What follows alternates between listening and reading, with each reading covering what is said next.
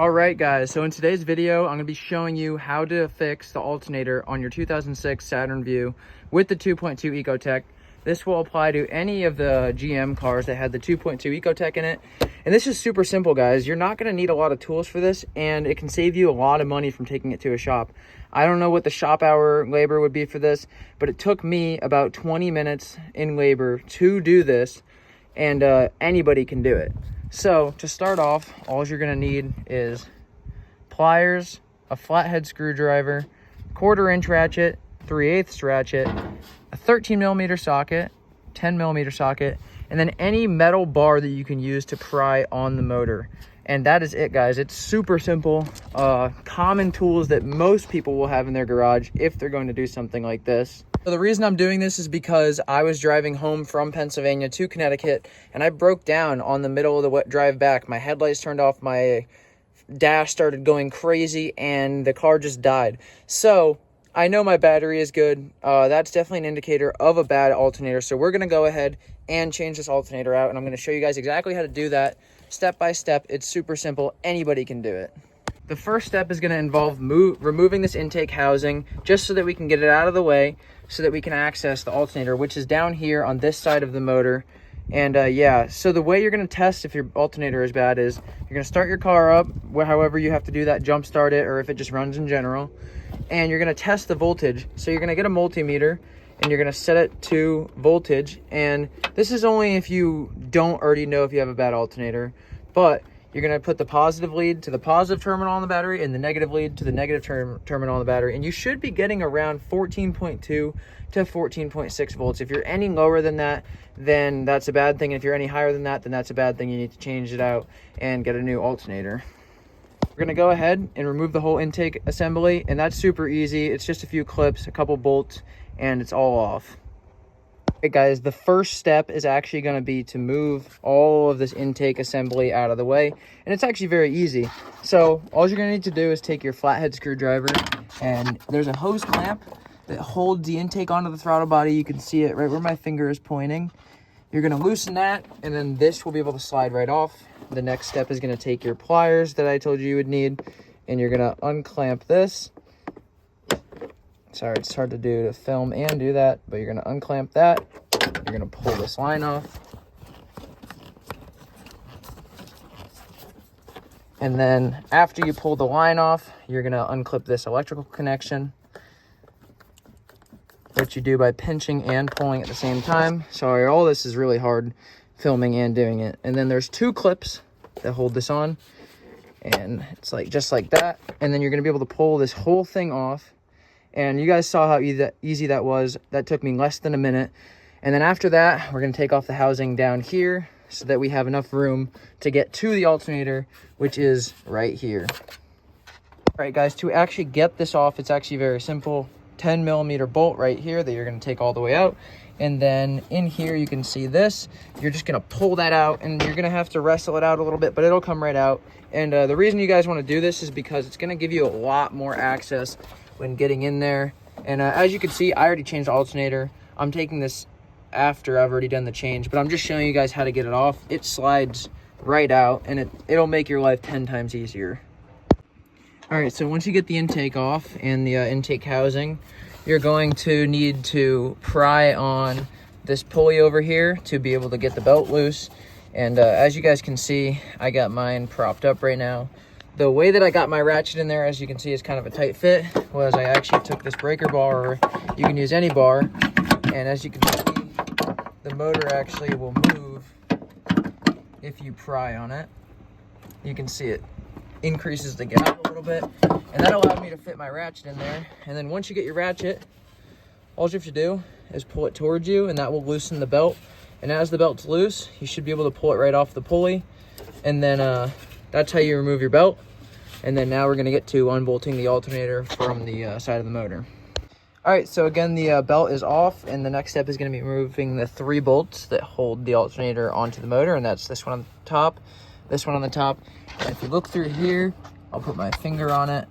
Right down in here where my finger is, probably not going to focus, but that one's on the bottom of the alternator, which from the top view right here. And those are either 13mm or 1/2 inch, whatever you want to use. And then once you get those all the way loosened, you should be able to pull the alternator off, and then we're going to unclip the electrical connection, and then the alternator is out. All right, so to get the electrical connections off the back of the alternator, you can do this with the alternator bolted on, but it's a lot easier when you have it loose. So you're gonna pry this clip. I already have it loose, but you're gonna pry this tab right here out, and then the clip pops right off. And then there's also a nut holding on this wire, and be careful, because if you didn't unplug your battery, this wire is live. So if you ground it out with the wrench to here, anywhere that's grounded, it's gonna spark. So you're gonna wanna be careful taking this wire off and make sure it doesn't touch anything that is grounded. So you probably would wanna unplug your battery for that, but I didn't go through the trouble of that. But yeah, so got all the electrical disconnected, and make sure you don't lose this nut that holds that wire on. And then now you are able to pull your alternator out. And this is where taking your intake out makes things a lot easier, because then you have a lot more room pulling it out. So I'm just going to maneuver that out of here, and then we're going to be getting to throwing in the new one. All right, so we got the alternator out, and we're just going to make sure that the new one that we buy looks the same as this, because sometimes when you go to a parts store, they might send you the wrong part, or you might have ordered the wrong one online. But you always want to make sure that the new part you're buying looks the same as the old one, because this is the OEM one and it needs to fit in there good. So we're just going to go to the parts store. I'm going to pick up the one that I ordered, and then we'll be right back to throw the new one in. All right, guys, so we got the brand new alternator. As you can see, it looks just like the old one. So our first step is going to be to maneuver this down in there, and then we're going to be connecting the wires that went to it before in the same way that they came off, and then we're going to be bolting it back on, and then put the belt on, put everything back together, and we should be good. All right, sorry for the chainsaws in the background, but as you can see, clipped right back on, pushes right in, and then this nut just gets screwed down with the onto that terminal. And then I'm gonna throw this boot back over it, because again, that is live. Don't want that to touch anything that's grounded, because it will spark unless you unplug the battery. So we're just gonna line it back up how it came off, and put those 3 bolts through and snug them down. All right, so we got the alternator bolted back on. So now I left my ratchet on there since it was such a pain to get on, and we are going to loosen up this pulley again by pulling the ratchet toward us, and then we're gonna slip this belt on right where it needs to go, because right now, without untensioning that pulley, as you can see, we cannot get the belt on. So we're going to need to pull on that wrench, loosen up that pulley, so then we can slip this belt back on. All right, belt is reinstalled. If you guys can't figure out how it goes, there's diagrams online to see where the belt should be run. But personally, I left mine on other than this pulley, just so that to make my life easier. And again, I had to pry right from the motor mount. I pried the motor out a little bit so that I could fit a ratchet in there. Otherwise, you're gonna need a special tool that looks something like this. That's a homemade one. That's 1/2 inch though. And this pulley is actually 3/8. So you're gonna need the 3/8 version if you end up having to buy that tool. All right, so we're gonna put the intake back on, and then hook all the lines back up, and then this thing will be ready to test out. All right, so we got this slipped back in the exact same way it came out. These just slip back into the holes they came out of, and then you tighten down this 10mm bolt. So now we're gonna put the rest of the intake housing off and on, and yeah. All right, now we're gonna slip this back on. So we have that right there, which goes right back onto the throttle body.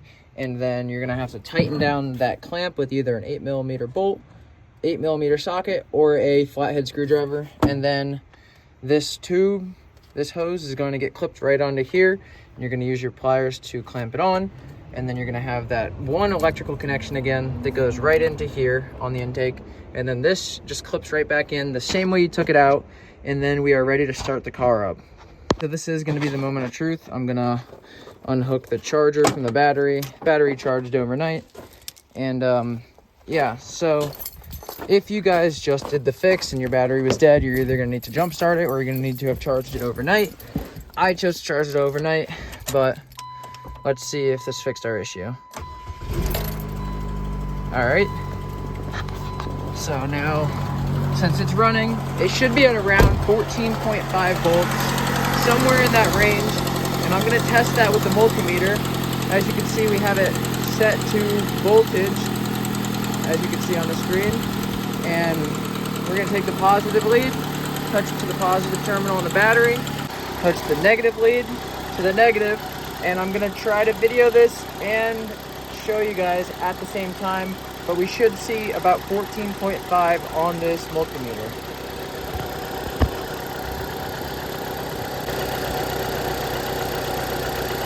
If you guys have any questions, leave them in the comments down below. I usually respond, and I'll see you guys in the next one. Hope I helped.